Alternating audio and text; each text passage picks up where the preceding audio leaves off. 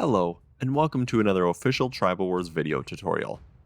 I'm Marshy from the international community, and in this video, I'm going to be taking a basic look at each building in your village and what it does.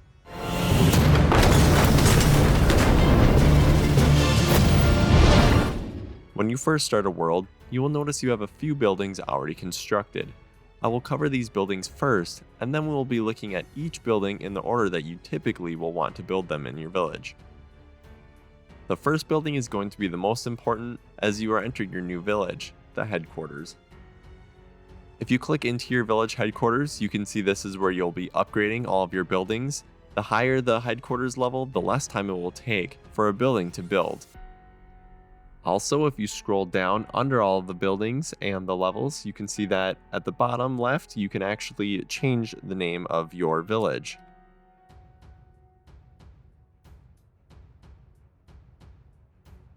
You will also notice when you start a world that you will have a rally point.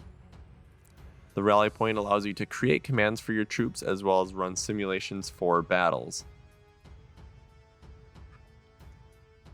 You will also start with a farm, which will be located right over here. The farm allows for two things: troop capacity and calling militia. Each unit and building occupies a set amount of population, so as you construct more buildings and enlist more units, you will need to upgrade your farm to allow for more troops and more building levels. If you look right up here, you can see the total population that is available for you, and to the left of that is your actual current population. And as mentioned, this number will increase with each farm level, and you can see how much it's going to be increased for the next level. Now let's have a look at the timber camp, clay pit, and iron mine. All three of these buildings work the same way, just produce a different type of resource. The concept is simple: the higher the level, the more resources you get per hour. There is no requirement for constructing these buildings, but you may have to construct them when you start a new world. Now that we're getting resources, where are we putting them? In the warehouse, of course. So the warehouse is located right here. And the main reason that you would want to go into the actual warehouse is it shows you how long it will take for your warehouse to fill with each individual resource.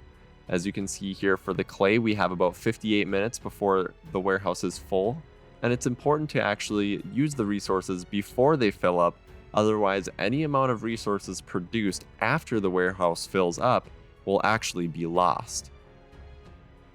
Some worlds you play will have a first church, and it will be located right here. However, on this world you can see that I currently do not have one. If you do not have one of these in your starting village, then religion is not active on your world, and you can disregard this section of the video. If you do have one, what this building does is makes your troops fight at 100% strength. If your village is not covered by a church on your map, then your troops will fight at 50% strength and puts them at a huge disadvantage. If you manage to fight your way into the later stages of the game, you will need to continue spreading your religion by constructing additional churches. Another building that you may or may not have is the statue. This building will only be unlocked if your world has paladins active. If you do have the ability to get this building, the paladin is essentially a single unit that gives additional bonuses to your troops and village. It is normally a good idea to build the statue and educate the paladin as soon as possible to begin receiving experience for buildings constructed as soon as possible. Next, we have the barracks. To construct the barracks, you will need a level 3 headquarters. The barracks is where you will recruit your infantry such as axemen, spearmen, swordsmen, and archers. You can click on each troop icon to see their individual stats. The higher the barracks level, the less time it takes for each troop to be produced. The time reductions may not look like a lot at the beginning stages of the game, but later on it makes for a huge difference. Now let's have a look at the hiding place, since you will likely construct this fairly early in the game. This building allows you to hide resources if you are under attack. It doesn't hold a whole lot, but it will hopefully be enough resources to help you start rebuilding if the attacker does damage to your village. If you go into your hiding place, you will see it protects a certain number of resources. The nice thing about the hiding place is you don't actually have to take any action to hide the resources, your village will do it automatically for you. If you do end up being attacked, one of the first lines of defense will be your wall. To construct a wall, the only requirement is to have a level 1 barracks. The wall raises the general defense of your village as well as increase the fighting strength of your troops. The higher the wall, the better the defense. At times, you may notice you have too much of one resource and not enough of another. This is where the market comes in handy. To construct the market, you will need a level 3 headquarters and level 2 warehouse. You can easily create and accept market offers here to assist in balancing your resources. Now let's check out the smithy. To construct a smithy, you will need a level 5 headquarters and a level 1 barracks. The smithy is used for two things: troop research and to build the academy, which we will cover later in the video. Researching a troop will unlock the unit, allowing you to recruit that unit going forward. Now let's check out the stable. And there is a building requirement of a level 10 headquarters, level 5 barracks, and level 5 smithy. This is typically done within the first few days of playing. Of course, you will be recruiting mounted units here such as scouts, light cavalry, heavy cavalry, and if active on your server, mounted archers as well. Just like the barracks, the recruitment times will be reduced for each level of the stable constructed. Now let's take a look at the workshop.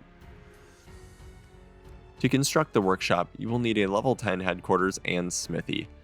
Here you can recruit siege units such as rams and catapults. Just like the stable and barracks, building times will be reduced for each level you have constructed on the workshop. There is another building that you may or may not have called the Watchtower. If this is inactive on your world, you may disregard this. The requirements are a level 5 headquarters and level 5 farm. This building is very expensive and likely will not be used in the early stages of the game. Basically, what this building does is tells you how large an incoming attack is before reaching your village. The higher the level of Watchtower, the further away you can see the amount of troops, allowing you to act accordingly. The final building essentially is what you were playing towards in the early stages of the game, the Academy. The Academy will be located right here. And to construct the Academy, you will need a level 20 headquarters, level 20 smithy, and a level 10 market. This building allows you to educate noblemen, which are the unit that allow you to conquer other villages. So that is all I have for you today on buildings. If you need more help, I would strongly suggest going into the help page in the Tribal Wars wiki. To get there, you can go to the bottom of your screen and select help. And on the left hand side, you can select buildings to learn more. So thank you so much for watching, and we'll see you next time.